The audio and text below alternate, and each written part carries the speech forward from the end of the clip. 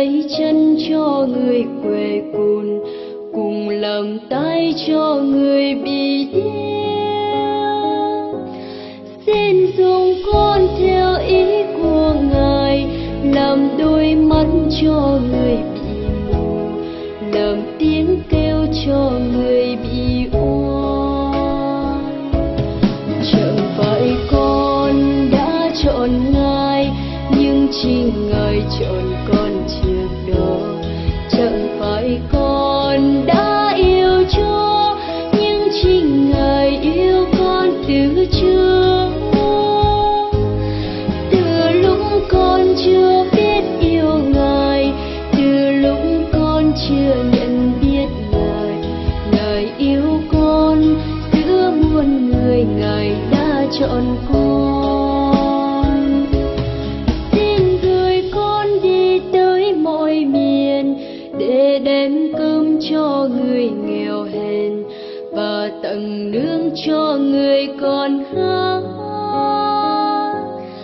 Xin gửi con vào khắp ngôi nhà, tặng thuốc thang cho người bệnh tật, tặng chiếu chân cho người lạnh con. Chẳng phải con đã chọn Ngài, nhưng chính Ngài chọn con trước đó. Chẳng phải con đã yêu Chúa, nhưng chính Ngài yêu con từ trước. Từ lúc con chưa biết yêu Ngài, từ lúc con chưa nhận biết Ngài, Ngài yêu con giữa muôn người, Ngài đã chọn con.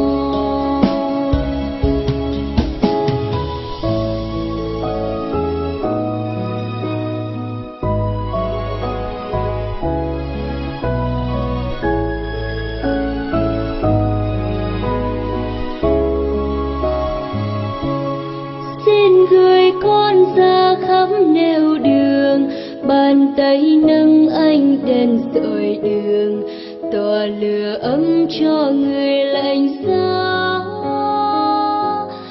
Xin gửi con ra khắp nẻo đường, cảm thông chia vui buồn phận người, và sớm chia cho đời niềm vui. Chẳng phải con đã chọn Ngài, nhưng chính Ngài chọn con trước đó. Chẳng phải con đã yêu Chúa, nhưng chính Ngài yêu con từ trước. Từ lúc con chưa biết yêu Ngài, từ lúc con chưa nhận biết Ngài, Ngài yêu con giữa muôn người, Ngài đã chọn con. Xin gửi con vào khắp thôn làng, ủi an trao cho người khổ sầu, gửi lòng tin cho người buồn chán. Xin gửi con vào khắp buôn làng, niềm vui trao những người buồn phiền, người lắng lo xin gửi bình an. Chẳng phải con đã chọn Ngài, nhưng chính Ngài chọn con trước đó. Chẳng phải con đã yêu Chúa, nhưng chính Ngài yêu con từ trước. Từ lúc con chưa biết yêu Ngài, từ lúc con chưa nhận biết